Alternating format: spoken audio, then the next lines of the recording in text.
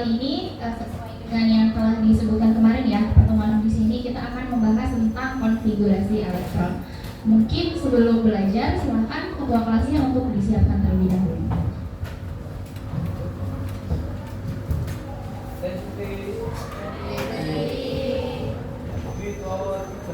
Assalamualaikum warahmatullahi wabarakatuh. Waalaikumsalam warahmatullahi wabarakatuh ya. Oke, gimana kabarnya hari ini? Alhamdulillah luar biasa. Allahu Akbar. Oke, alhamdulillah ya. Di kelas ini ada yang nggak masuk hari ini? Ada siapa aja yang nggak masuk? Oke, Sheila dengan Sila Amanda aja. Oke, kenapa nggak masuk? Sakit ya. Oke, semoga Sila cepat sembuh. Oke, hari ini kita akan belajar tentang konfigurasi elektron.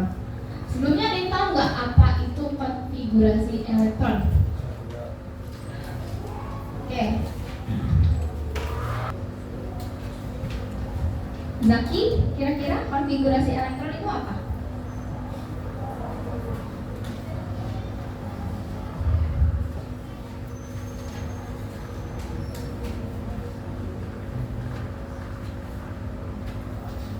Kita coba.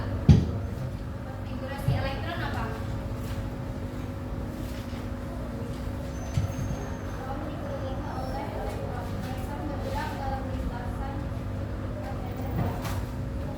Oke, jadi konfigurasi elektron itu adalah susunan ya atau pendistribusian dari suatu atom. Jadi kan kemarin kita sudah membahas ya tentang atom. Kalau di atom itu dia punya kulit-kulit, ya nggak? Ada berapa kulit atom? Oke, ada 7 ya. Jadi untuk jumlah kulitnya itu nanti akan disesuaikan dengan nomor atomnya dengan jumlah dari proton, elektron dan neutron. Oke. Kira-kira kalau konfigurasi nanti kita bisa ngapain aja sih? Bisa melihat apa? Dari belajar konfigurasi. Bisa mengetahui apa? Sifatnya. Oke, selain sifat apa lagi?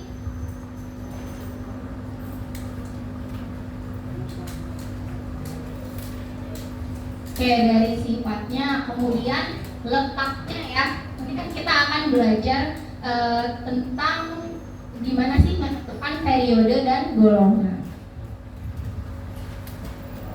Nah, ini tujuan pembelajaran kita hari ini. Yang pertama, menuliskan konfigurasi elektron berdasarkan dengan aturan-aturan yang ada. Oke, di modul kalian kan ada ya? Ada 3 aturan. Pertama dari aturan Bohr, kemudian Hahn dan Pauli. Kemudian nanti kita juga akan menentukan periode dan golongan dari konfigurasi elektron. Yang terakhir dari konfigurasi elektron itu kita hubungkan dengan sifat kimianya, baik nanti sifat tentang logam, dia masuk ke logam atau non logam. Kemudian terkait dengan kreativitasannya.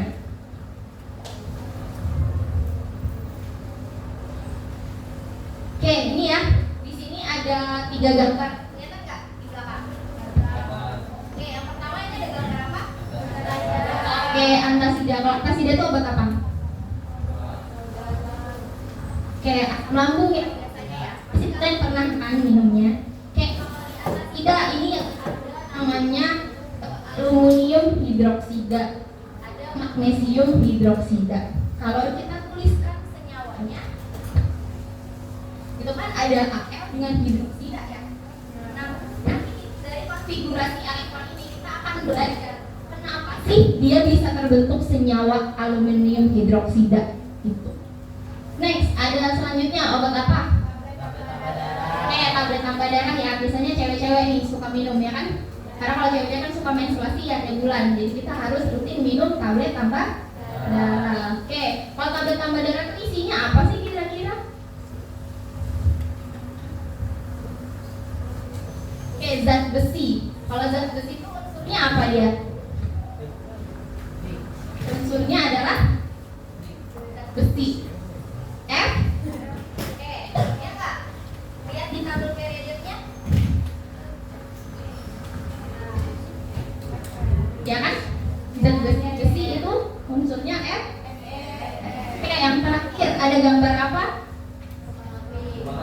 Oke, kembang api ya. Ada yang belum pernah nyalain kembang api nggak? Pasti semua pernah ya. Terus kalian suka bertanya-tanya nggak sih, kenapa ya kok kembang api kalau dihidupin itu suka berwarna-warni? Nah, warnanya apa aja biasanya? Oke, oranye, merah, hijau, kuning, biru ya. Kira-kira memang kembang api itu terbuatnya dari apa sih? Dari atom. Oke, dia dari bahan-bahan kimia ya, dari gabungan unsur-unsur. Makanya ketika dibakar, mereka akan menimbulkan warna. Sampai sini ada yang mau ditanyakan? Masih aman ya? Oke, ini tadi konfigurasi elektron merupakan susunan elektron-elektron dalam atom.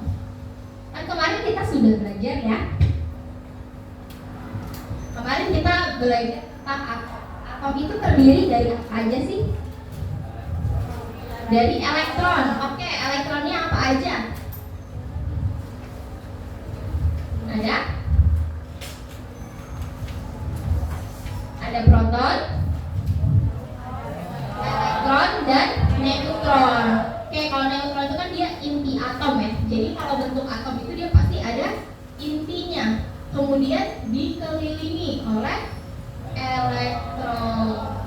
Nah, konfigurasi elektron itu nanti kita belajar bagaimana sih pendistribusian elektron dari suatu unsur. Oke, kemudian gimana sih kira-kira cara menentukan konfigurasi elektron? Di sini ada 3 cara, 3 syarat untuk kalian melakukan suatu konfigurasi. Yang pertama, harus memenuhi asas larangan Pauli. Apa kata Pauli?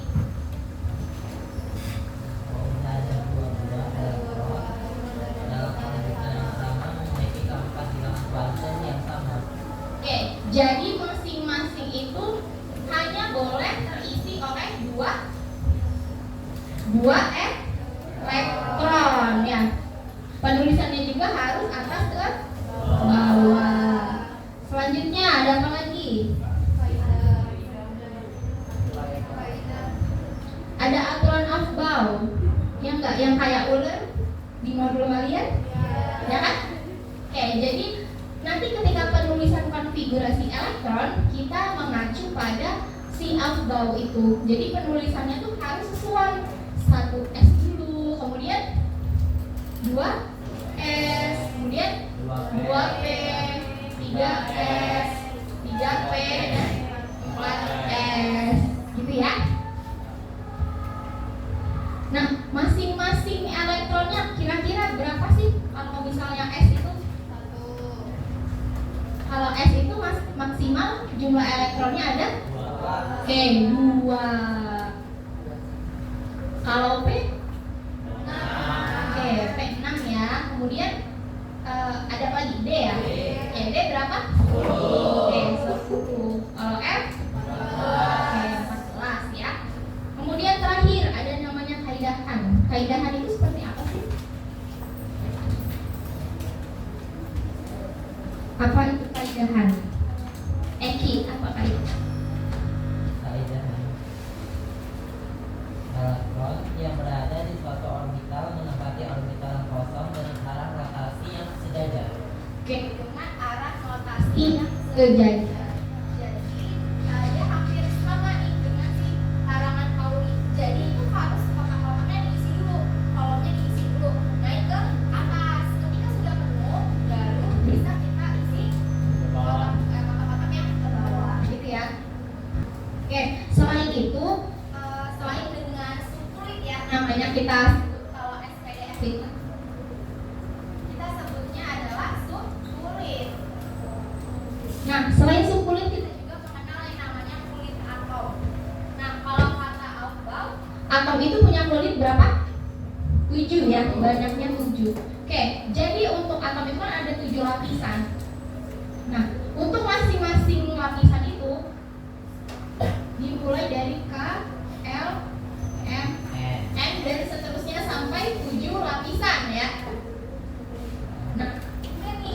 Jadi masing-masing kulit ini untuk kita tahu berapa sih maksimal yang boleh ada di setiap kulit. Nah, itu bisa kita pakai rumus 2 dalam kurung X pangkat 2. Karena di sini K dia kulit pertama, berarti N-nya berapa? 1. Oke, N-nya 1 ya. Kemudian kita pangkatkan 2. Jadi berapa? 2 kali 1, 2. Oke, berarti 2 kali 1, 2. Jadi maksimal di kulit pertama yang dekat dengan inti atom itu maksimal jumlahnya 2. Kemudian kalau yang L dia kan ada di kulit nomor 2. Berarti jumlah maksimalnya berapa? Oke, 2 ya. Berarti 2 dikali 2 pangkat 2 sama dengan 8. Begitu seterusnya. Nah, untuk si kulit ini nanti bisa digunakan untuk kita mengetahui unsur itu letaknya di mana sih? Di periode berapa? Di golongan berapa? Tapi untuk yang peraturan untuk kulit ini hanya berlaku pada golongan A saja, gitu ya. Di golongan B dia tidak berlaku. Karena untuk di golongan B itu adalah unsur transisi. Sampai sini ada yang mau ditanyakan? Yang belakang gimana? Sudah ya? Oke, Kansar dan Silva, silakan. Untuk yang NA dan CL. Oke, yang lain yang nggak maju boleh kalian coba ditulis di monitor ya. Kan di situ ada space kosong ya. Silakan kalian coba kerjakan.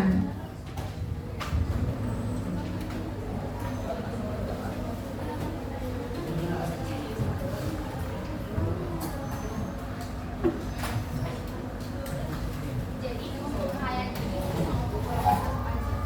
saya golongan A aja misalkan. Jadi kalau rangkaian satu kan dasarnya cantik kan kalau kulit itu kan tingkat LFS ya. Nah kalau muka itu kan maksimal 2. Kalau L maksimal 8. Sedangkan kalau L itu cuma ada 3 nomor atom kan cuma ada 2 dan 1. Ya enggak? Karena dia cuma ada 2 dan 1 berarti jumlah kulitnya cuma ada berapa? 2 kan? Jumlah kulit itu menentukan dia periode berapa. Berarti periodenya tuh 2. Oke, kemudian elektron valensinya berapa?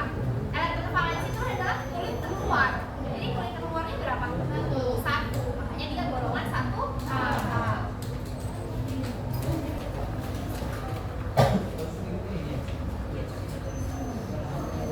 Kalau P itu berapa ya?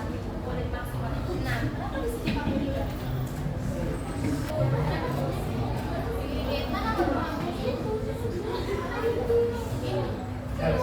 Yang pasti berarti kan kita mulai dari 1 S. 1 S. S itu maksimal elektronnya berapa? 2. Oke, habis 1 S apa?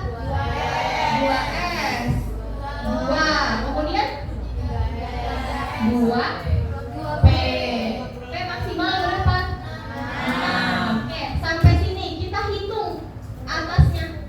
Jumlah elektronnya itu di atasnya 10 kan, sedangkan Na itu nomor atomnya 11. Jadi kita butuh lagi kan 1 habis 2P berapa? 3S. 3S. Karena butuhnya cuma 1, maka kita tulisnya 1.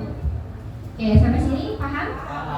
Oke, paham ya. Jadi kalian harus tahu terkait yang ular tangganya si Afbau itu ya. Terus lihat di atasnya ini. Kenapa sih nggak 2? Kan kita butuhnya cuma 1. Jadi boleh. Yang penting kalau untuk S itu nggak melebihi 2. Kalau P nggak melebihi 6. Sampai sini paham? Oke, paham ya.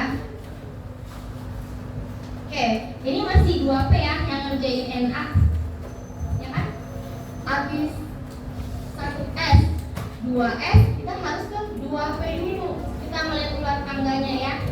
Habis 2P baru 3S. Oke, P kan tadi maksimal 6 ya. Oke. Tahu periode 3 dari mana? Oke, kalau yang kulit pertama tadi harus jumlahnya berapa maksimal? 2. Oke, 2. Kemudian 2, sedangkan nomornya ada 11. Berarti berapa lagi untuk dapat 11? 9 lagi kan?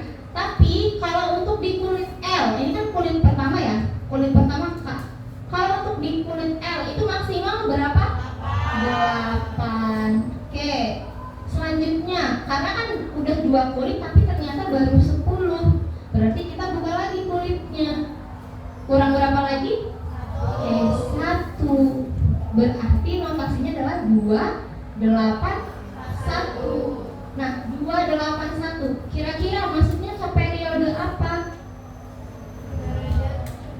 Periode 3. Kenapa di periode 3? Karena kulitnya ada 3. Oke, golongannya. Golongan berapa? Kenapa golongannya 1? Karena kulit yang paling luar atau namanya elektron valensi itu jumlahnya ada 1. Makanya ini masuk ke golongan 1. Coba kita lihat di SPU. Bener gak Na itu periode 3 golongan 1? Oke, bener kan? Gitu caranya. Oke, kita lihat yang Cl ya sekarang. Cl nomor atomnya berapa? Oke, 17 ya. Kita lihat notasinya 1s2, 2s2, 2p6, 3s2 dan 3p6. Berapa nih jumlahnya? 10, 16 ya. Berarti kurang 1 lagi, ya nggak? Berarti harusnya 3p5. Berarti menghitung jumlah elektronnya itu harus teliti juga ya. Karena nanti akan berpengaruh.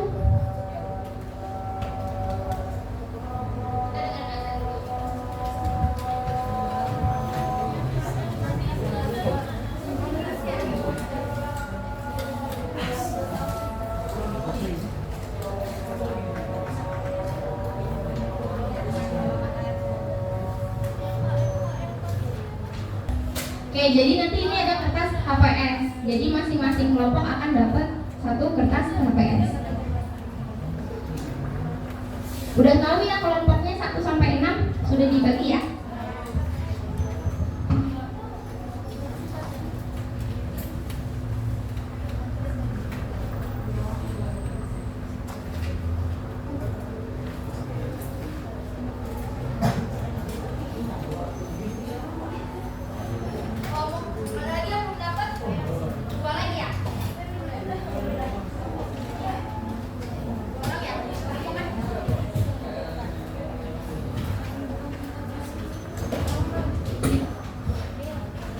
Oke, jadi nanti kan ada soal, kemudian untuk penulisan konfigurasi elektron kalian itu cukup nanti akan ditempel ini aja.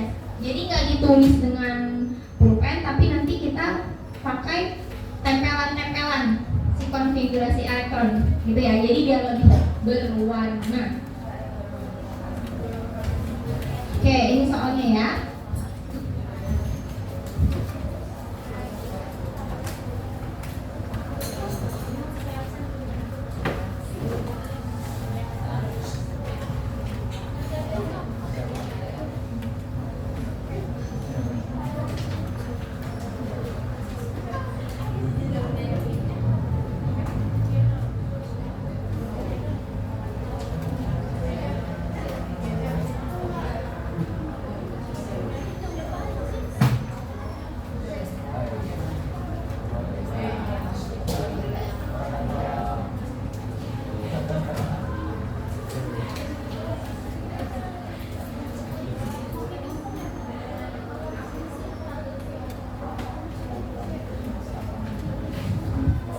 Jadi kan ini terbagi ke dalam 6 kelompok ya.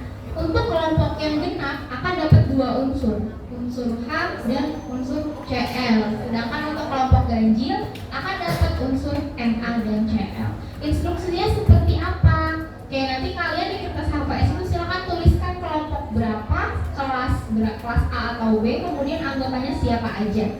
Kemudian yang pertama, kalian harus menuliskan konfigurasi elektronnya yang SPDF tadi ya.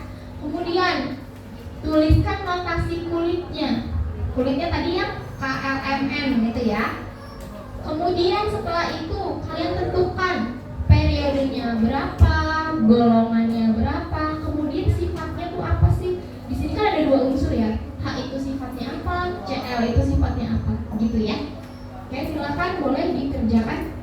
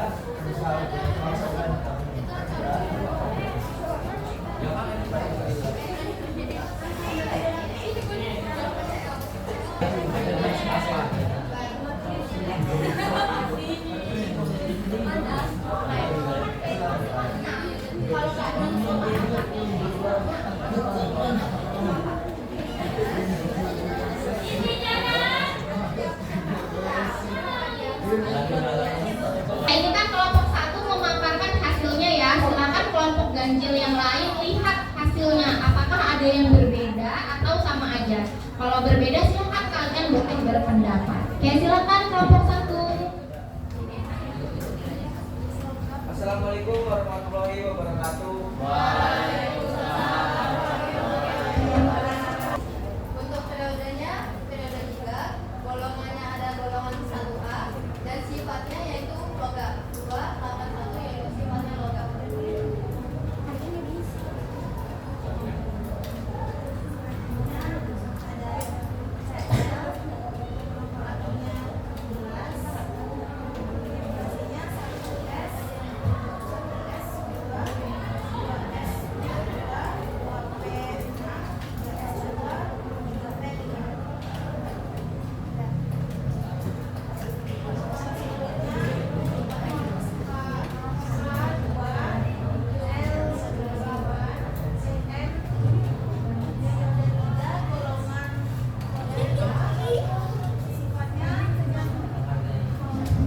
Oke, silakan ya. Kelompok 1. Kelompok ganjil yang lain kira-kira ada yang beda enggak? Kelompok ganjil yang lain sama ya? Oke, sama. genap. Silakan kelompok genap.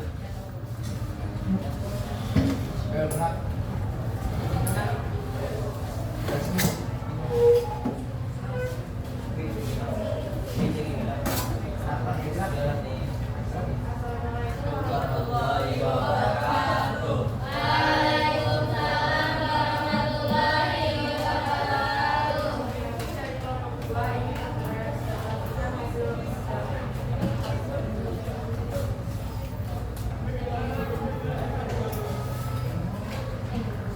Jadi tugas kami tentang genap yaitu H dan CL. Yang pertama adalah H. Dia memiliki golongan 1A dan untuk periodenya 1. Dan untuk sifat dari A adalah logam.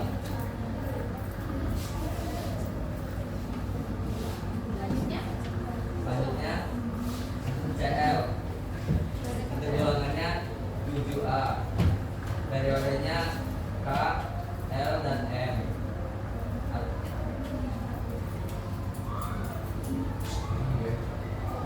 Jadinya 3. Dan untuk sifatnya CL ini adalah non-logam. Oke, sudah? Oke, kita dulu ya untuk kelompok genap. Kelompok genap lainnya ada yang beda nggak atau sama aja? Oke, sama aja ya. Kita bahas ya bareng-bareng. Tadi kan di genap itu dapat H dengan C. Untuk H itu kan dia nomor atomnya ada 1. Kemudian kalau CL nomor atomnya ada 17. Kemudian kita konfigurasikan dan kita buat notasinya. Kalau H itu kemudian kalau CL itu berarti 2 berapa? 8 dan 7. Kita bisa ya tentukan berarti untuk H itu dia golongan 1 periode 1. Untuk CL dia periode 3 golongan 7. Oke, berarti kalau H itu masuknya dia ke apa? Logam atau? Oke, sifatnya logam. Sedangkan CL sifatnya logam. Oke, sampai sini ada yang masih mau dipertanyakan lagi nggak? Masih ada yang bingung nggak? Oke, banget ya. Oke, kalau misalnya nggak ditanyain, jadi untuk materi konfigurasi elektron ini nanti akan kita pakai untuk di bab selanjutnya.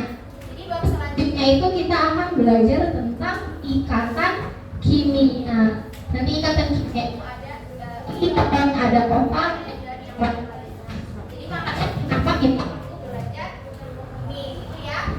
Jadi tadi di konfigurasi elektron kita udah belajar gimana cara mengkonfigurasikan, kemudian gimana cara menentukan notasi kulitnya, kemudian kita bisa melihat periode dan golongannya, dan yang terakhir kita bisa menentukan sifat kimianya itu seperti apa, apakah masuk ke logam atau ke non logam. Oke ya. Baik, sampai sini kalau tidak ada lagi yang ditanyakan, berarti minggu depan ya kita akan belajar tentang ikatan kimia. Jangan sampai materi hari ini dilupakan, karena ini adalah bekal untuk di bab selanjutnya. Oke, kan mendekati waktu istirahat ya, sudah berjumpa. Ibu tutup materi hari ini. Untuk hari ini kalian semua luar biasa, sudah bisa mengerti ya secara berkelompok. Oke, ibu harapkan kalian juga ke depannya ketika kesusahan belajar boleh bertanya ke ibu atau bertanya ke temannya.